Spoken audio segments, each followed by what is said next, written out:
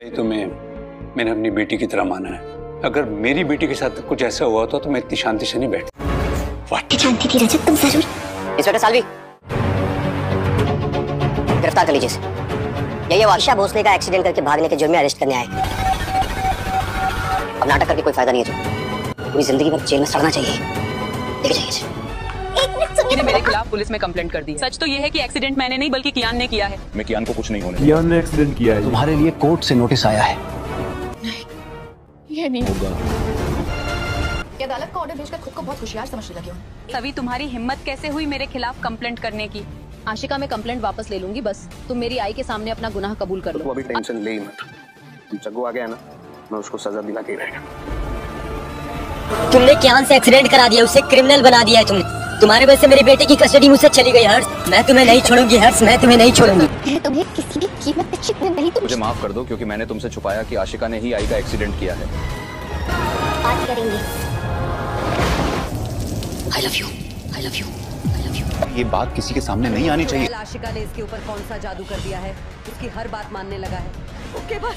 यहाँ पर जगताप की एंट्री हो चुकी है, तो अब डीआईजी सर की एंट्री ना हो ऐसा तो मेकर्स कर ही नहीं सकते, क्योंकि दोस्तों डीआईजी सर की एंट्री होते ही जगताप बताने वाला है सभी को कि डीआईजी सर भी हमारे यहाँ पर मौजूद हैं और मेरी उनसे कुछ दिन पहले ही मीटिंग हुई थी, तो वो यहीं पर हैं। अगर हमें किसी बात की दिक्कत होती है तो अगर रजत और अर्शिका मिलकर कुछ ऐसी हरकतें करते हैं तो हमारे सपोर्ट में खड़े रहेंगे। तुम बिल्कुल भी टेंशन लेने की कोशिश मत करना, और मैं तुम्हारे साथ तो खड़ा ही हूं और तुम्हारा केस तो मैं ही लड़ूंगा। वहीं सभी कहने वाले है कि मामू आप फीस क्या लोगे, तो वहीं कहने वाला है जगताप की अभी तो तुम इतनी बड़ी नहीं हुई हो कि तुम मुझे फीस दे दोगी। ऐसे सिंपल केस और ऐसे केस जो होते हैं मैं उनसे पैसे लेना पसंद नहीं करता हूँ, और तू तो मेरी बेटी जैसी है, मैं तुझसे फीस कैसे लूं, तो ऐसे हो ही नहीं सकता। तो वहीं दूसरी तरफ डीआईजी सर को कॉल आएगा जगताप के पास और कहने वाले हैं कि अगर बेटा तुम यहाँ पर आए और मुझसे मिलने अभी तक नहीं आए, तो वहीं बताने वाला है जगताप मैं अभी यहाँ आया तो हूँ, पर अभी मैं यहाँ अपनी बेटी यानी कि सभी से मिलने आया हूँ। तो वहीं डीआईजी सर कहेंगे कि आप वहीं रुको, मैं भी तुम्हारे पास ही आ रहा हूँ, क्योंकि सभी से मिलने मुझे भी बहुत टाइम हो चुका है, तो मुझे सभी की याद भी आती है, पर काम के ऐसे फंस जाते हैं कि मैं सभी से मिल नहीं पाता हूँ। तो वहीं जगताप कहने वाला है कि सर आप आ जाओगे तो बहुत ही अच्छा होगा, क्योंकि मुझे आपसे कुछ